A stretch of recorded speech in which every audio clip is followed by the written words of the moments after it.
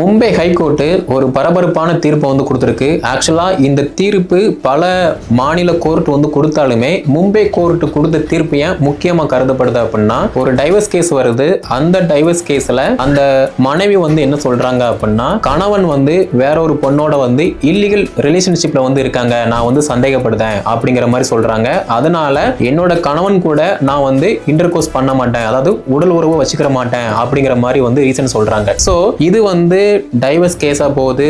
அந்த கணவன் வந்து என்ன பண்றான் அப்படின்னா, எனக்கு டைவர்ஸ் வேணும் அப்படிங்கிற மாதிரி சொல்றான். இப்போ கோர்ட் வந்து என்ன சொல்லுது அப்படின்னா, திருமண வாழ்க்கையில சந்தேகம் அப்படிங்கிறது வந்து இருக்கவே கூடாது. அதையெல்லாம் தாண்டி நீங்க சந்தேகப்பட்டீங்க அப்படின்னா அது கொடுமையான ஒரு விஷயம். அதனால இந்த கேஸை பொறுத்த மட்டும் நான் வந்து டைவர்ஸ் கொடுக்கேன் அப்படிங்கிற மாதிரி ஒரு பரபரப்பான தீர்ப்பை கொடுத்திருக்கு. இது வந்து ஏன் முக்கியம் அப்படின்னா, கணவனோட நடத்தையில் சந்தேகப்படுதல், உடலுறவு வைக்க மாட்டேன் அப்படின்னு பெண்கள் சொல்றாங்க அப்படின்னா அது டைவர்ஸா எடுத்துக்கலாம். டைவர்ஸுக்கு மிக முக்கிய காரணமா கருதப்படுது அப்படிங்கறத வந்து இதுல ஹைலைட். ஓகே, இதை பத்தின உங்களுடைய கருத்தை கீழே கமெண்ட்ல லீவ் பண்ணுங்க. மேலும் தகவல் பெற நம்முடைய சேனலை சப்ஸ்கிரைப் பண்ணுங்க.